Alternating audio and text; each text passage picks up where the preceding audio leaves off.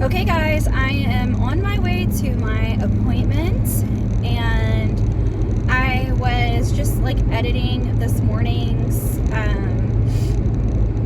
talk and my morning chat, and I realized that I started talking about all the stomach problems I had whenever I was younger and how I thought it was just another stomach problem, but didn't even explain like how all of this came about for my last open heart surgery and how we knew that it was my heart and not my stomach. So I was just gonna go ahead and do like a little car chat and talk to you guys on my way to my appointment, just to explain everything, realizing that I like went off on like a whole nother tangent, so I'm sorry about that. So basically, right after Matt and I got married in 2014, and not long after we got married, I started having severe stomach problems. And long story short on that, like, I let it go on for months, honestly, and I was having migraines every day. I was throwing up. I was having the same, like, I was having severe stomach pain, basically like where you would have like an ulcer. And I started like not being able to keep anything down, you know, whether I was throwing up or I was having diarrhea. Sorry, TMI. But that's what it was. And I let it go on for months, just thinking like, oh, it's just another stomach issue. It's going to resolve itself eventually. It's fine. And of course, like when it first started out though, it wasn't like an everyday thing. So it was just like an every once in a while thing, then like a week thing, and then, you know, so forth and so on, to where it was like an everyday thing. And finally I thought, okay, if it first started out with the migraines, when it came to me requesting off for work, I was starting to have migraines really, really bad, and it got to the point where it was an everyday thing. I was throwing up sometimes multiple times a day, and I was like calling into work, and my supervisor was like, I really think that you need to consider getting FMLA for this.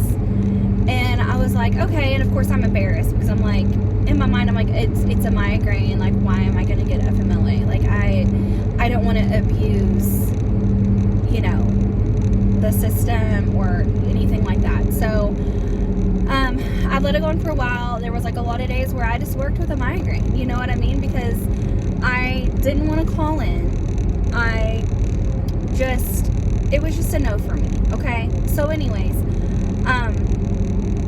I got to the point where I finally was like, I am gonna have to go to the doctor. So I went to my primary doctor first, and I told her everything that was going on. Now, mind you guys, at this point in time, I was not having chest pain. I don't recall having shortness of breath. I was not having like palpitations, like nothing that alarmed me at all, like at all, that would make me go, this is my heart, like nothing. And at this point, when all of this had started, it had been about 2 years since I had seen the cardiologist. And I was supposed to see them every year to 2 years, depending on what my cardiologist said. Well, right before Matt and I got married, I had got the letter that my cardiologist, he was the one as I was a kid and everything, so my pediatric cardiologist, I had got a letter letting me know that he was going to be retiring. He was still going to stay on the board, but he would no longer be seeing patients. So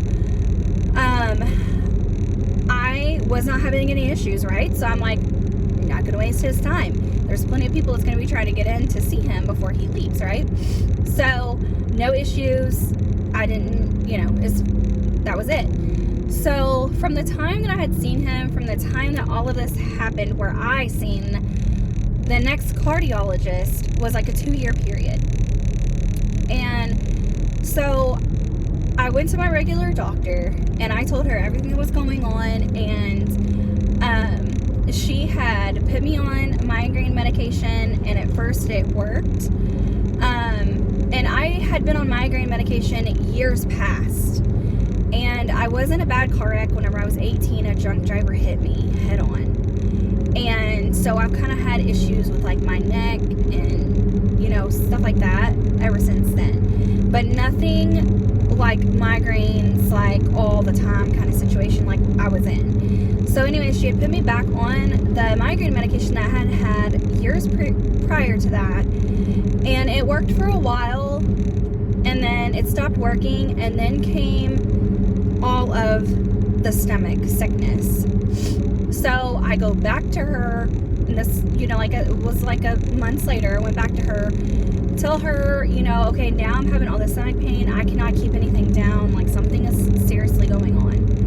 And what was the moment for me is one day I was sitting there working, I had a migraine, and I had tuna, and I had made myself tuna salad. And not long after I had ate that, I started burping. And I don't know, like, this is so TMI, guys, I'm sorry, but I'm giving you like my raw and real story, okay? Whenever I burped, it smelled like feces. And I had worked in healthcare for many years, and, you know, long-term care, hospital, rehabs, everything, okay? And so whenever I smelled this, all I could think about was that I had a bowel obstruction, like something was seriously starting to go wrong. And this, mind you, we were working overtime, so it was late at night by this point, so I didn't end up going to the emergency room. I just kept belching. I mean, for hours, this went on. And so I called, my husband called his brother, and because he works in healthcare also, and was like telling him what was going on with me. And so he was like, well, have her drink milk and see if that helps.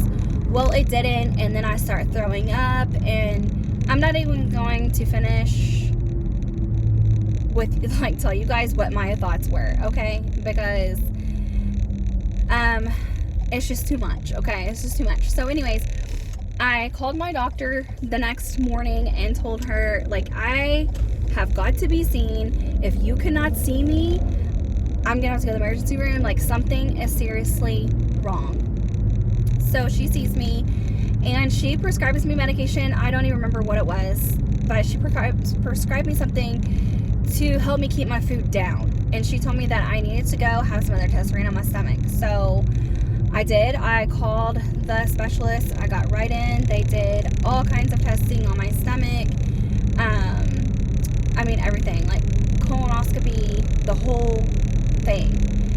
And I remember, like, my mom had taken me, and I woke up, and she was like, they said you need to go see your heart doctor. And I was like, what? I was like, I don't have, like, I'm not having heart issues. I am having stomach issues. Like, something is going on. Like, something seriously is going on.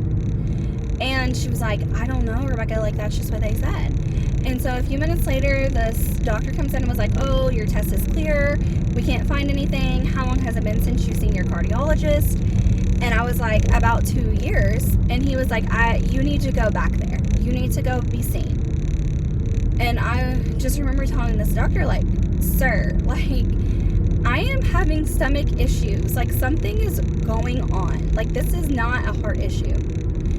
And he was like, ma'am, we cannot find anything in any of the tests that you have had done. Like, there is nothing going on.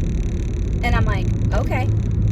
And so we leave, and as soon as we get in the car, I told my mom, I said, I am not going to the heart doctor. This is not a heart issue. This is 100% a stomach issue. And they need to figure this out. Like, something is seriously wrong. And she was like, well, maybe you should just go to the cardiologist, see what they say. Like, it's not going to hurt anything. And I was like, Mom, my doctor is retired. Like, I don't even have, like, at this moment, I didn't have a cardiologist, and I didn't have an adult cardiologist. And I was terrified.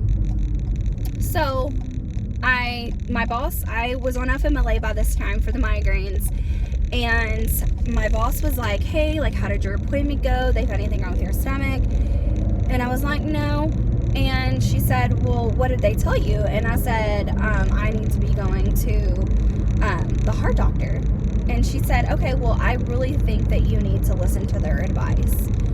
And so my boss was very strict, mind you. And when she said that to me, I thought, okay, if I don't go, she's going to turn me in. I don't even know if that's a such thing or not, but that was what was going through my mind. If I don't go see the cardiologist, she's going to say that, you know, I'm not following doctor's orders, I'm not going, and then, you know, my FMLA is going to get taken away or whatever. So I was like, I'm going to have to go. So I called my pediatric cardiologist to that office, told them the situation, told them, you know, who my doctor was, you know, he was retired and everything, and was like, I said, do you have like an adult cardiologist? Do you have anyone that is like familiar with Epstein's anomaly? And she said, well, we're actually getting a new adult cardiologist, and I can go ahead and book you an appointment. And I'm like, okay. Now, let's rewind to after I turned 18, we had went to a cardiologist that was a little bit closer to home. And my mom went with me. And this cardiologist had never even heard of Epstein's anomaly. He didn't even know what it was. He couldn't believe that my mom could tell him every single surgery I had, every single date I had it on, everything they had done, like literally. And I remember walking out of that office and telling my mom, I'm never going back to him. Like, how could I? You know, he doesn't even know what I have. So that's why I continued to see my pediatric cardiologist. Obviously, I'd seen him since birth, and he was completely fine with it. And, you know, finding an adult cardiologist is kind of hard nowadays. So, you know, he was fine with it. He's seen a lot of people that I grew up with that had congenital heart. So that was a whole nightmare for me, and I never pursued an adult cardiologist from that point on. So, but now that, you know, at this point my cardiologist is retired, there's nothing I can do. And so I was like, whoever you can get me in with, like, that's just, like, I have to do this. And she's like, okay. So she schedules me for this adult cardiologist, and the first time I ever see him, obviously, he comes in, and I love his bedside manner. He is still my cardiologist, and I don't even know if I will share his name, honestly, but I absolutely love him. He works out of multiple, like, cities and states, but it's like, I feel like it's just like giving a little too much information. But at the same time, I really would want someone else to have the same experience that I have, and he's very, very, very knowledgeable. He does kids as well, but he specializes in adult congenital heart. So I don't know, I'll think on that. But for right now, okay, so he is still my doctor to this day. I ended up seeing him in 2015 is whenever I first met him, and I remember him walking in, introducing himself, and I am terrified. One, I haven't been to the doctor in 2 years. I'm having all these issues, and like the stomach doctor saying nothing is wrong with me. So I am just like, I'm scared, you know? And I didn't have anybody go with me. I was like, no, I'm an adult. Like, I got this. Like, nothing is wrong with my heart. Guys, I was so sure that it was not my heart. I literally told them, nobody needs to go with me. Nobody's taking off work to go with me. Like, there is nothing going on with my heart. I am perfectly fine. So, that was not the case. He walks in, introduces himself, and asks me, like, do you know what heart disease you have?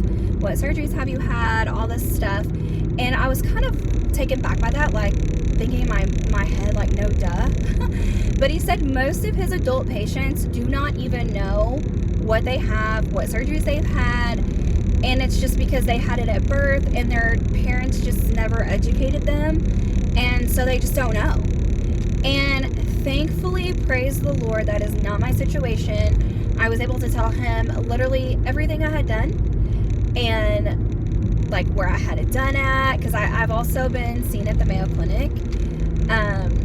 I've had multiple surgeries there, actually. And so it was just like, he couldn't believe it. And here I am thinking, like, shouldn't everybody know this stuff? Like, anyways, so he sits down and he was like, you know, hey, this is the first time that I'm meeting you, but I don't have good news. And I was like, okay, what? And so he goes on to tell me, like, the pressure in my heart should be this, but the pressure in my heart was, like, with my valves and stuff, was, like, 20-something. I think it was, like, 23.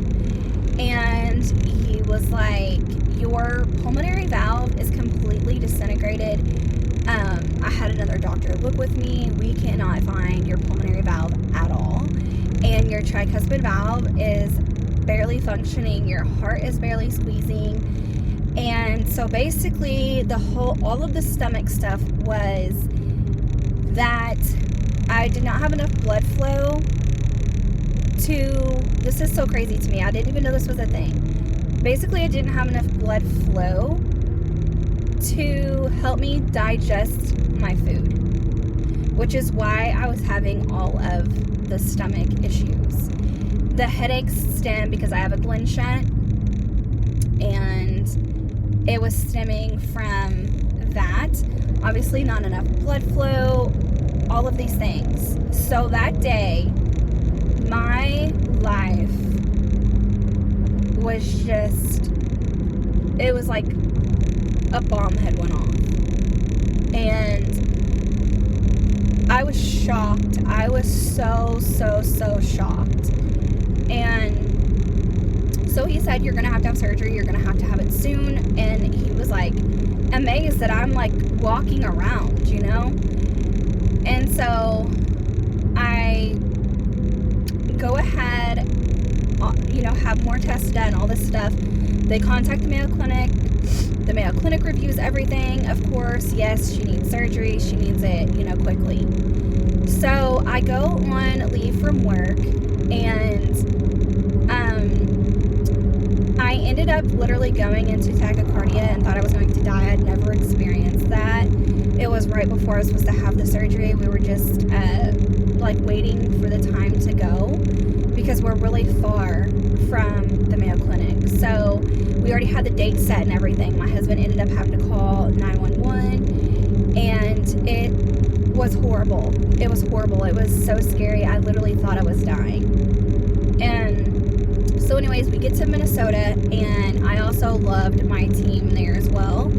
And my cardiologist that I see there is actually retired. She retired. It's been about 2 years now. But I did see her before she retired, so all is well. I think this year, though, I am up to go back there. I'll just have to check my records because I honestly don't remember. But, so I go there, and she looks at everything. I have all kinds of tests when I get there, and she says, she comes into the room. It's my first time meeting her, because yet again, I hadn't had open heart surgery since I was 8 years old, okay? And so now I am an adult, and I hadn't seen an adult cardiologist there either. So anyways, she was like one of the founders of Congenital Heart, and it blew me away as well. Like, she was blown away that I could even walk. She comes in, introduces herself, and she's like, I don't have good news. I'm going to have to call your surgery off. And we were just kind of like, what? Like, because my mom and dad went, and then my husband went. I didn't have kids at this time. And this was like 2016, so I seen my doctor in 2015, and then at the very end, I think it was like November, December, and then 2016, being in May, is when I had the surgery. And so she's like, your liver is so big, you have cirrhosis of the liver. And I'm like, what? Like, my whole family's just like, what? Like, what are you talking about? Like, they haven't even scanned her liver. Like, nobody has said anything about having a big liver, nothing. And she was like, there is no way that you don't have cirrhosis of the liver. There's no way. And she's like, it's huge. It's like the biggest liver I have ever seen. And so it's like, this woman has done this. And mind you, she is like, I'm going to say every bit of 60s, if not early 70s when I met her. Okay. And we were shocked, right? She's like, I don't even know how you're up walking. And mind you, this whole entire time, my oxygen was like in the 90s, if not the upper 90s, okay?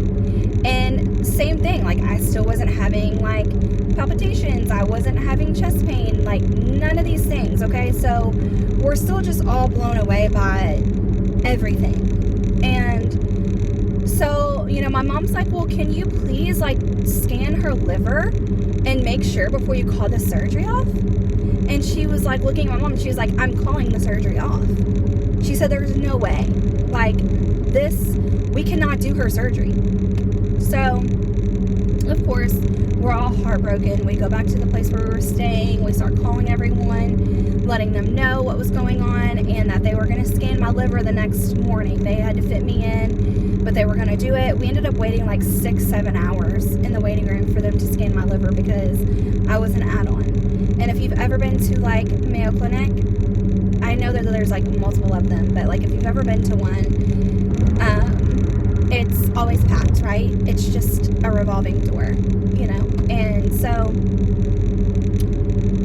they scan my liver, we go home, or go back to the place we were staying at, and you know, everybody's just praying. Like hundreds and hundreds of people are praying. Like my dad's a pastor, my husband's dad is a pastor, and so you know, obviously we posted on social media and it just, you know, it spread and everybody's praying. So that night it was horrible, and honestly I really wasn't tortured at all, but like I could tell that my family was. And it's like they were trying to be strong for me, but they were so like, you could tell in their minds, you know? And so I'm gonna try not to cry. So that night I went to bed. My husband was watching Netflix, and I'm just laying there, and I just remember praying. Like my mom says, like there's a scripture in the Bible that says like God, it will make a way for you, like he will give you a way of escape. And I just remember like praying, God, I am trusting you no matter the situation, no matter the outcome. I'm trusting you. I don't know how you're gonna fix it, I don't know when you're gonna fix it, but I know you're gonna fix it. And I slept all night long, guys. I had no issues at all. So I was supposed to see her, I think it was like around 11, 12 o'clock, something like that. I was supposed to see her to get the results. Well, 8 o'clock in the morning, my phone rings and it's them, and they're telling me that my doctor needs to see me right away. And so, of course, my parents were like, oh, this doesn't seem good. She wants to see us early, you know. And honestly, I had such a peace about me. That didn't even go through my mind. And so we get there. She walks in and she was like, I could not go this day and let you good people suffer through this. I got the results and I had to tell you guys. And she looked at me, and my mom, my dad were all sitting there, and my husband, and she said,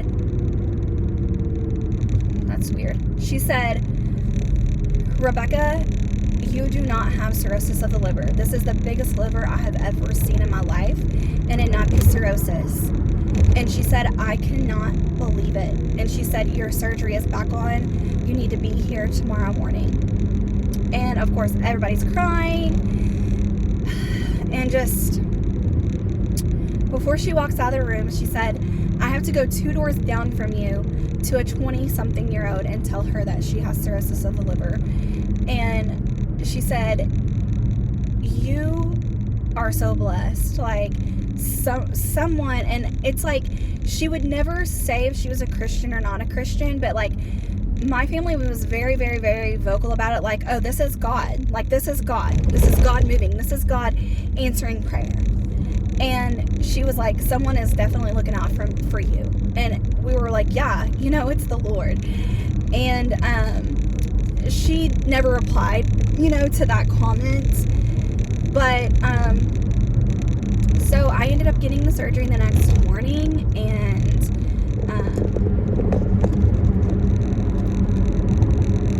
okay guys, sorry about that. My phone said that it ran out of storage. So I ended up having my tricuspid and my pulmonary valve replaced. And I also had what's called the MACE procedure. And they ended up not doing the test that day for the MACE procedure, the day before my surgery, because they had called it off. So they just felt like it was in their best interest to just go ahead and do that. However, I do regret them doing that, because I used to hardly ever have palpitations or anything like that, slow heart rate, anything. And ever since that, the MACE procedure, I've had that, and now I actually just got out of the doctor, so I'll just go ahead and do this update all in one. So I just got out of the doctor, and he said they're leaning towards the pacemaker, and that I'm gonna have to have a few more tests done before that. And he said that my heart is staying in functional, I can't remember if he said bradycardia, I'm pretty sure is what he said. And so my heart rate is staying in the 30s, 40s, and they feel like the pacemaker is going to be the only way to fix that and to give me my energy back and just everything that I need, because of everything that I've been going through. Really, since my youngest son was born, I ended up having another double valve replacement in 2020 via heart cath. And I did good for a while, and then it's I don't know if my body is just getting tired or what, but I'm just gonna keep on fighting and stay positive. And I knew that this was coming. It's something that we've been talking about and doing tests, and so now I'm gonna have another stress test, because I haven't had one in 2 years, I think is what he said. And then there's another test that they'll do to put me to sleep and see what kind of pacemaker I would need and what my heart does with different rhythms and stuff like that. I think he said it was called the pace test. So it'll be a while though. He said it'll probably be about 2 months before they can get me in. I have to go to the main hospital to have that done, and so it's a couple hours from where I live, and he wants me to see him and the doctor that does the pacemakers, and he's a specialist as far as the electrical parts of your heart. And it'll be a visit with him and a visit with it'll be a visit with both of them, and the stress test and any other test they want done, except for the one that they have to put me to sleep for. So but like I said, I've known this was coming, and through it all though, guys, I'm still just so blessed to have the life that I have, and I have a life that they never said I would. So I continue to beat the odds that have been set against me, and I will continue to. I'm a wife, I'm a mom, I work a full-time job, and I never stop, and that's okay. I love the life that I have, and I'm so happy. I'm so blessed to be able to do everything that I do and everything that I have done. And there's just going to be things that you face in life, and for me this is reoccurring, but I don't let it get me down. Congenital heart disease does not define me. It is a part of who I am, but it does not define me. You know, I don't let it consume me. You know, I get up every day and I go about my life, and I don't know any different. You know what I mean? Like, I've had people ask me what does it feel like to not be normal?